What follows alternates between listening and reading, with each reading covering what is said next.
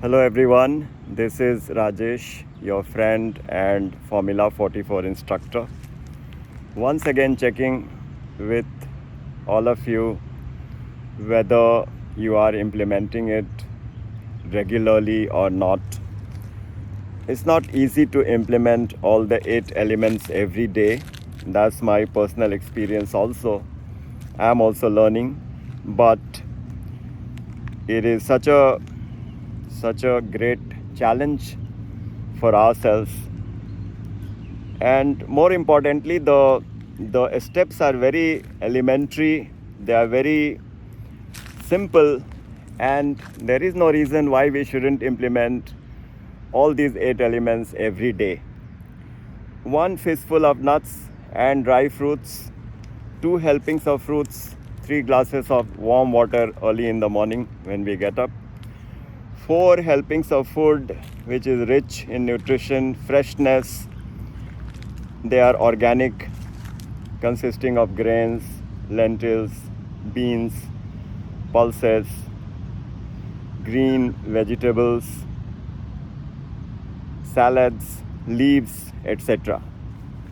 And 4 elements of exercises, 1 round of meditation, 2 rounds of walk, 3 rounds of pranayam breathing techniques, and 4 rounds of sun salutation, Surya Namaskar.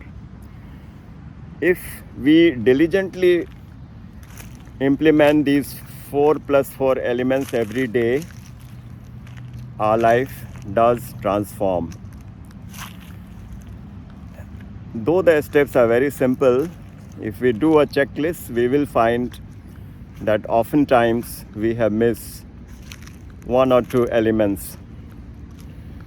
So even if we implement, if not on all days, at least 4-5 days in a week, that's a great achievement. And very soon we will start enjoying the benefits when the elements convert into the joy and the wellness in our life. In today's theme, we have selected a very important verse from Bhagavad Gita, an iconic verse, a verse which everyone is familiar. Chapter 2, shloka number 47. karmaṇy-evādhikāras ma phaleṣhu kadāchana ma karma-phala-hetur ma te saṅgo stvakarmaṇi. If you break it up in the paths, it means that we are independent in carrying out our actions. Repeat. We can choose to do whatever we wish to do. That independence we have. This is called free will. But the results are not in our hands. The results, we have no idea how it is decided. We have studied very hard, but something went awry on a particular day, and the results were completely contrary to what we thought it would be. On the other hand, we were not so meticulous. We were missing a few things, but the results were positive. The results are often very mysterious. The actions are in our hands, but the results are not. This is the main theme of this verse, which is what we have selected for our meditation today. So when we sit down in Padmasana, lotus pose, and focus our mind and intellect on the divine, let us think about this verse which Sri Krishna has spoken to Arjun in chapter 2, verse number 47.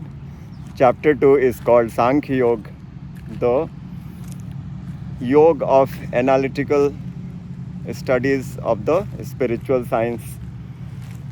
And this very important term, karma, and the results of the karma, the action, is being studied here. So once again, जीव कर्म करने में स्वतंत्र है पर फल भोगने में परतंत्र है. This is what our Guru Maharaj has stated so many times, and our mentor Swami Mukundanand ji has given a number of explanations on this theme. So in our meditation today, we reinforce this philosophy that we can do whatever we wish to do, but be careful, the results are not in our hand. So we have to believe in some way on destiny and the will of God. However, should we become careless in our efforts? No. We should do our best as per our potential, how much good we can do, but we shouldn't worry if we have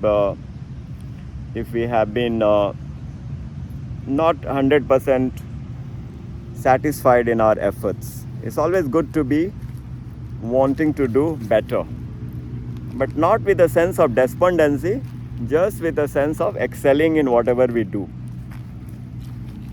So why the results are not in our hands?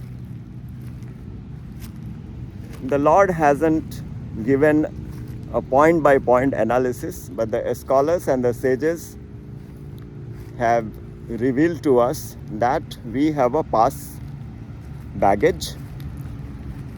Being the soul, we are eternal and we have had infinite lives in the past. This is not for the first time we have been born. We have been born as a human infinite times, and we have been born in other species infinite times.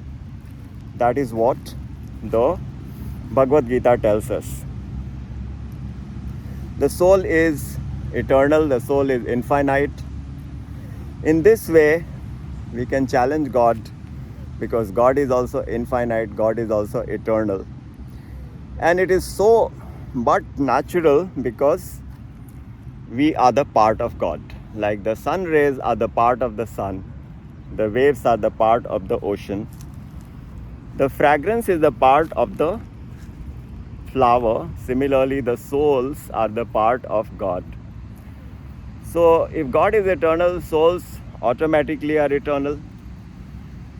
And it's not that we get human births in all lives. We get human births very occasionally. Kabahu kakari karuna naradehi. After many births, we are again given a chance to be born in a human body so that we can perform karma. All other species, we cannot perform karma. Those species have the bhog yoni characteristics. They are the bhog yoni. Ours is the only karma yoni. We can change our future by deciding to do what we do. This is not possible in the body of an animal or the body of a tree. Only as a human we can change the course of our future by doing the karma that we are entitled to do. So whatever karma we do, it creates a stock that is called sanchit karma. And currently whatever karma we are doing is called kriyaman karma. Now so many kriyaman karma we are performing every moment, every second, every minute, because nahi kaschit chanmapi jatu tisthatya karma krit. In 3rd chapter we have read that we are performing karma all the time. What is the meaning of performing karma? Even though we may be sitting idle or sleeping, we are still thinking. Our body is still working, in the sense the subtle bodies are very much alive and conscious. Even in the dream state, the subtle body is functioning. So all the time the karma is happening. and we are constituting the imprints of those karma. So that is going into our stock, and this stock is already there from our previous lives with infinite karma. So we understood the kriyaman karma, the current actions and the past actions. So what is destiny, which is also called prarabdha or bhagya? That is a small portion from the sanchit karma, the past stock of karma.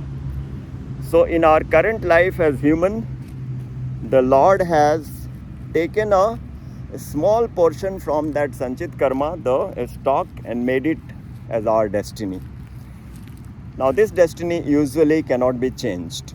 So somebody is destined to become a prime minister, he will become a prime minister. Somebody is destined to become a millionaire or a billionaire, he will become a billionaire.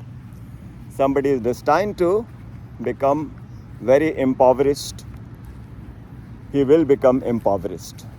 This is the prarabdha, bhagya. But this bhagya has also happened because of our actions in the past. As we mentioned, the destiny is taken from the stock. So the stock was built from our karmas in the past. So we cannot blame anyone else about the destiny. It is our own creation. So we have to take the destiny in our stride, and no matter what the destiny, again the free will is very much there. So even if somebody has got impoverished, if his knowledge is intact, he can work and remove his penury, his impoverishment. And even if somebody has become ultra rich, he can fritter it away by negligence. So all the time the action is the most important. So the rule is, when we enact our action, we have to be cautious, we have to do our best, we have to think that the results will be based on our actions. So we perform our best. But once we have completed the action, we don't worry about the results. This is the law of karma. This is what is predominantly taught in this verse. So if someone says everything is happening because of God, that is true. But that is true in the sense that God has empowered us to do the work. For example, we are seeing something. So we are seeing something because we have the power of the sight. Without that power, we could not have seen. We could not have sighted the object or the movie or the picture. So the power of the sight is coming from God, but what we see with our eyes is dependent on us. We have the power to chew the food, put it in our mouth, taste it with our tongue, but that power has been given by the Lord. But what we decide to eat is completely in our hands. God has given us the free will. That is why it is said, even God doesn't know what we will do next time, because He has given us the free will. He wouldn't like to interfere. So this is the philosophy about the karma yoga. So when we do actions and we leave the results in the hands of God, and we have the faith in the justice system of God, this is called karma yoga.